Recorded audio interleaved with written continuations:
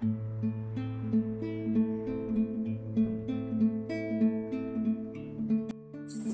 Pau. Hi, Patrick. How are you? I'm alright. Oh, thank you for agreeing to this interview. My pleasure. Have I told you it's to inspire other nomads or people looking to hit the road as a nomad? I did not whether realize that. For That's work great. or for, like you've been doing. I'm Pau Taylor. I am half Spanish and half British. That's why Pau and Taylor. Because you're from Catalonia. I'm from Catalonia, yes. So say something in Catalonian. Mhm. Because I find it a very beautiful Okay. language. És veritat que el català és un idioma molt bonic. It's true that Catalonia is That Catalan is very pretty. very pretty. So what brings you on the road? How old are you? I'm 23. That's okay. I've been around sort of a bit all over the place, all over Europe, mostly for study reasons. Mhm. I started out because I always wanted to travel and all of that. So I got into an association where we looked for international internships. Well, internships locally for international people, and then we'd exchange them with other people who were doing the same in their own home countries. Exchange programs, okay. Exactly. How old did you say you are? I'm 23. And how long have you been doing this? Like exchange? I spent 4 years in the association, but I've only been actively traveling for 3 years. Since my first internship was cancelled due to COVID. Ah. Yeah. I spent about half a year working to achieve internships to get the best one possible for myself, which ended up being in Tunisia, in the capital Tunis. Really, a really interesting one where I'd be helping renew the electrical grid, something to do with smart grid. Sounded really interesting. But 2 weeks after getting that internship, COVID struck. Oh. That was really inconvenient. And did your internship then end or It got cancelled. got cancelled? I didn't actually even get to go there. Oh, good. But it got replaced for a new one the year afterwards in Germany. Okay. So I spent 3 months in Germany doing an internship on the power consumption of the mobile phone network. So your first trip was Germany. My first trip was Germany. Tell us a bit about that. What was the vibe like when you got to Germany? Were you scared? Were you focused? It was a very interesting time for me because I was still doing my exams, my bachelor's. My third year exams, final exams, by the way, that was really stressful. My internship was due to start on the 21st, and my last final exam was on the 23rd.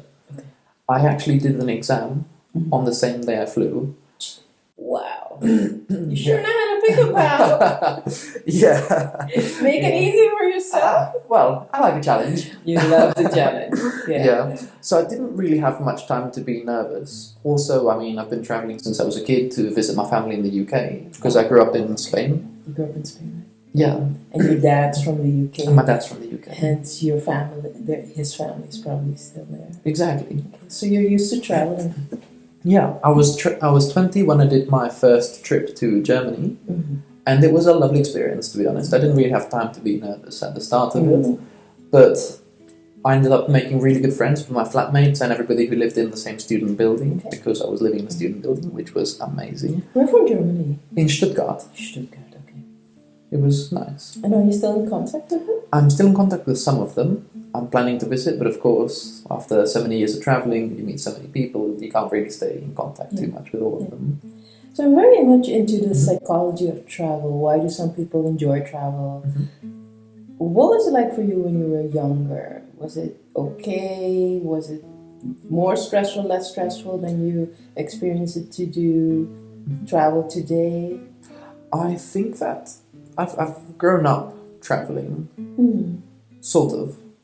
I mean, I was on a plane before I can remember, of course, to visit the family and stuff. So I think it became something quite normal to me.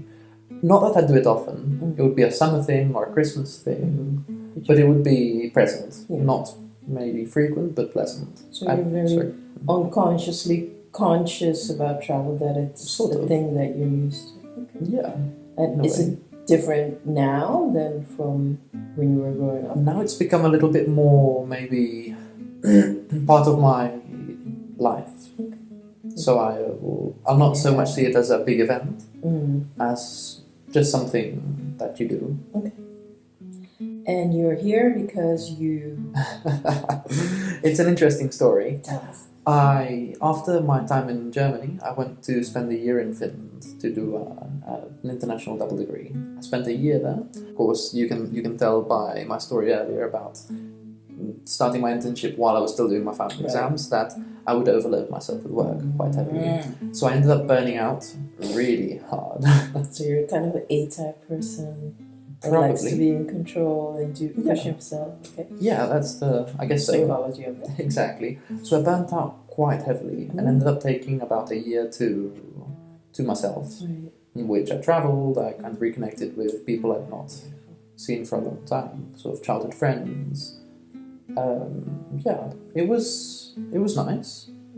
It was nice. It was a good time to deal with a lot of personal issues. And after that, I came back to my studies. That was about 8 months ago. I only had one final bachelor thesis to finish, which I've stretched out quite a lot. Right.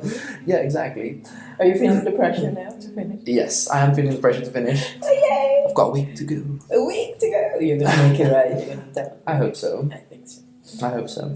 Anyways, so over the course of those 8 months, I had already lost the habit of studying, of being kind of into something. So eventually I was looking forward to I was looking for something to break the monotony of it. So I looked for a workaway. That's where I found this place in Leeds, this kids camp. Freeling, yes, where I became a teacher. Because you teach what? I teach maths and English. Well, I was looking for something to thrust me out there again. And yeah, it did help a lot, although I was expecting something very different. I was expecting something where I'd have enough time to work on my bachelor thesis while working at the camp. The promised hours were not respected. There was a lot more than I hoped for, so I ended up spending 5 weeks working a lot, having a lot of amazing experiences. It was great. It really was great, although I didn't advance my bachelor thesis, which has now become urgent. Very good. Yeah. Because I think you're a person who works better under pressure. Yes, don't you think? I am. But isn't that always the way it goes when you have a plan on the road? Often, I have to say, it doesn't go the way you want it to or expected it to. And sometimes it even turns out to be one of the best experiences. That's true, although I've had 2 very different experiences with that. In my early years, at the start of my degree and my last years of what could be called high school, bachillerato in Spain, I had a very loose plan, which always ended up just happening. I guess that's because it wasn't very concrete day by day. Yeah. So in the end, set in stone. Exactly, exactly. So I just sort of follow along with my little life plan, my university milestones and everything, and they just happen. I could just trust that it would happen. That's the key word, right? Exactly. Yeah. Until I came to my burnout phase, when things just weren't happening. It was suddenly I would sort of sit there and things wouldn't happen. Yeah. Things wouldn't turn out like they did before. Very recognizable. Yeah. That's when my plan started to fall apart a little bit. But that's also fine, because back then I was someone who didn't really think much. I was not very self-aware. And this time, being outside of a very structured plan that was pushing me to my limits has let me grow much more personally. So, of course... Why do you think that is? Is it that it was so unexpected and you had to stretch yourself? Or is it that you weren't thinking too much?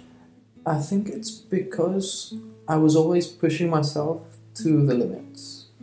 When I figured out I could manage something, that became the new normal. That became the new expectation. So I never really had time outside of that to just be with myself.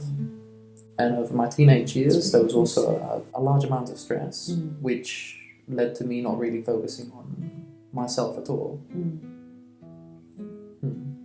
In a way, I got addicted to the avoidance of myself. Really? Yeah. I think we all do to a certain degree. Because sometimes it's just too much and too hard. But once you get in there, you find out the nuggets that make you a better person. Yeah. That's what my experience is. Exactly. to just sit there with your own thoughts is something I'd not done, and something that became very necessary in my recovery. That's why you have to burn out, because you have to realize those old patterns. Sometimes things have to get worse for you to realize that they should be better. Thank you. That is the way, right? So coming back to the camp, it was quite intense. It was very intense. I've seen you over those weeks. Yes. But what do you take away from it? Because I know you really love working with the kids. It was great. I loved the experience, although I wouldn't do it professionally. I understand. Well, professionally long term as a career. I mean, because I saw you have fun as well. I did have a lot of fun. I saw you become actually more liberated, kind of a rebel, Paul, instead of the guy who gets things done. There was that guy, but there was also the rebel, right? That was something that I had been meaning to develop, sort of setting the limits of how hard I will work. My first weeks, I'd drive myself to the ground. Always preparing classes very diligently, always kind of giving it my all. Wow. And in the last weeks, I just let it flow a little bit more. My classes were a little bit less structured, but the objective was still being met. Yeah, it was still being met, so that was good. Yeah. I also had a bit more practice in dealing with management, people who are asking you to do a lot of things. Yes. So eventually I learned to say no, in a way. Very good. Yeah, I guess that's the rebel part of me. So for everyone out there who hasn't started journeying, would you advise this method of coming into nomading or working as a nomad? It's a very interesting experience. I think that when you live in one specific place for a long time, the person you are becomes reinforced externally by the dynamics and structures that just appear around you by just experience, by just living in a place. Yeah. So when you leave that place, these external structures that are holding up your persona or holding it into the little box that it was in before disappear, and you can suddenly it suddenly becomes much easier to change because the external pressure isn't there. You've got other external influences, and your mind just becomes more open, I believe. So you tend to want to make the change from the interior as well. So everything kind of flows. Beautiful. Yeah. And then you're back into that flow in life, right? Yeah. Of course, all of this is just my own little personal way of... it's your personal experience, which is very valid. It's very valid. So what you actually say is that the external pressure cooker brings out you, and then once the pressure cooker drops away, then you are back into more flow, and you've learned something. In a way, I imagine it like when you arrive in a place, or you have grown up in a place, you have been molded, of course, by just growing up, by just sort of being who you are.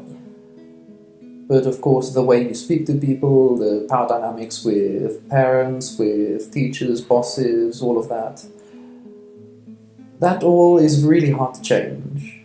True. So eventually it just sort of sticks that way. So it's another resistance to change. Agree. Yeah. And once you move away from that, as a young person, that's what I find, you feel liberated until you lock yourself into the next. Exactly. I firmly believe, though, that you can lock yourself into a place that still promotes growth and change. Hopefully, right? That should be the kind of the objective. Thank you so much. That's very valuable. Anything else you want to share, or shall we move on to the next question? We can move on to the next question. You're going to be moving on this week with a new plan. Yeah. And of course, I know it's very exciting. A little more about that in a bit. But looking back to where you started for your first travel up till now, do you prefer traveling together with someone sometimes, or would you prefer to do it the same way? I have always traveled alone. Well, mostly. When you travel by yourself, you're much more open to new opportunities that will come up. Although I guess when you're traveling with someone, you could always go your own separate ways and then join up at certain points.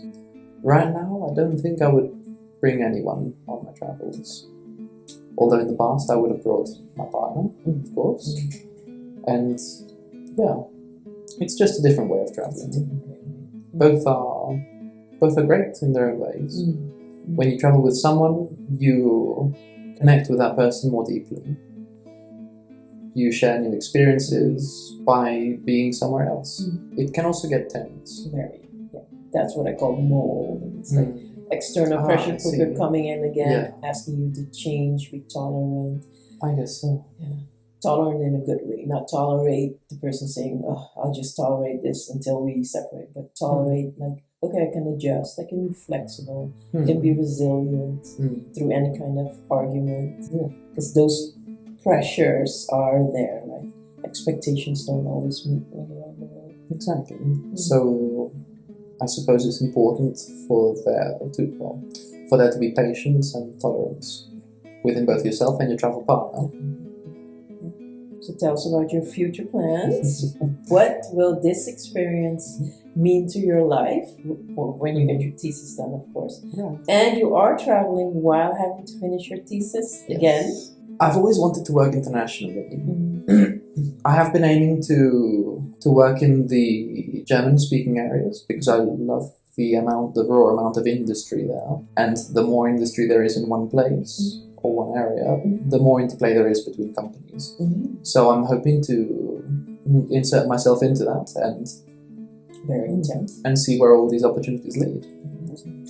Professionally, it will be very good. Exactly. Okay. Because you're in what area? I'm in electronic engineering. Yeah. So that's a very ambitious plan. So what does the future plan look like? Feel like? It feels more comforting. I've spent a long time in a very changing state. To be honest, I haven't really felt settled since I left towards Germany 3 years ago. You have not felt settled? No, I've always been moving. My time in Germany, my time in Finland, then some time back in my hometown in Spain, a little bit more travelling after that, and then here. That sounds a bit exhausting. It is very exhausting. So I'm hoping to create home space. A home space, exactly. Okay. I have to say I do have that feeling when I'm on the road as well. And when I was researching Nomading yesterday, one of the tips from AI was to make sure you create some peace away from travel every now and then. That's one of the tips. Yeah. I guess so. Though I believe it's got more to do with the way you approach it more than the thing itself. Okay. Since the time I spent in Finland, for example, was the longest time I spent in one specific flat. For example, during my time in Leida, where I studied, I changed flats every year, basically, every 10-month period. Yet in Finland, I stayed in the same place for a little bit over a year. Yet it didn't feel as stable as it did when I was living in Leida. Living where? In Leida, my university town. It's very close to my hometown, really. Yeah. I think it's got to do with the way you approach things, the way you perceive it. At least I perceived it as a temporary space, but when I was in Leida, I perceived it as kind of the place to be. I didn't really see it as something that I knew it would end, of course, but I didn't really think about it too much. Yet my time in Finland was always built around it's going to end. Do you think it has to do with the fact that you're more at home near your hometown instead of in a very different culture in Finland? Maybe. Maybe. That's what came to mind. It might. Although I've always felt a little bit more comfortable abroad. Okay. I believe that's because I get to speak more in English, which is something which I feel a bit more comfortable in than Catalan or Spanish somehow. Okay. Interesting psychological dynamics. Yeah, exactly. So, let's wrap it up. Okay. What would you like to share? Floor is yours. Anything else you want? Floor is mine. Traveling is a special experience. It's unique. It's really worth doing, but also it's not worth stressing about too much. It's great, but you don't have to make it a very big thing. If you make it a very big thing, oftentimes it'll not meet your expectations, or it'll just become too much even before you start, overwhelming. I've somehow always travelled without many expectations. Maybe it's because I've never really thought about it too much. Maybe it's just because it's not something that phases me. Yeah, but it's more of an automated thing you do in your life. That's a beautiful attitude to make it smaller, right? Yeah, exactly. And more centered on the experience that happens instead of anything you might think about it beforehand. So that would be my last little tidbit of wisdom, if we can call it that. Not to make it too big a thing, and to just enjoy whatever it becomes. Yeah. So people like you, of your age group, 20 plus, maybe even the bachelor thesis phase, what places would you recommend to them? Give places. I think that all places can be suited or not suited to your place in life. It just depends on how it naturally evolves or what you make of it yourself. Agree. Everybody will have a different experience of a country, a city, or even a neighborhood when they move there, depending on the people you meet, the dynamics you create, or just the things that you do yourself. So I'm not sure if I'd recommend places. Would you recommend freeing lead? I would recommend it to people who are willing to take on a challenge and who are passionate about camp life. I became passionate about it while I was there, but it's not something that I was... It's hard work, right? It's hard work, yes. Early hours, long days. Early hours, long days. Not much free time, but it all feels somehow like free time. But yes. I think it's category work hard, play hard. Exactly. I will be repeating this experience in a couple of months for summer camps. And I am hoping to keep this in my life somehow. Maybe every couple of years do a week. People do that, right? Yeah. Although I would not recommend it myself, with my personal experience, I wouldn't recommend it as a long-term thing. No, because it's exhausting. It's exhausting. It's fun, but it takes a lot out of you. And let's hope for the next camp group that it's more relaxed and more adjusted to better time frames. But I'm hoping that. As we say, you can always predict what life throws at you. You can't always, you can't ever. But you can take a hand in shaping it. Exactly. I do. Thank you so much. I really loved the psychology and the structure in this interview. Thank you. And you're a very intense young man with a powerful future plan. Thank you. And of course, I wish you a lot of luck on the road and off, and that your dreams may come true. Thank you very much, Patricia. Most welcome. So thank you, everyone. This is Pau and Patricia from Lead. See you next time. See you next time.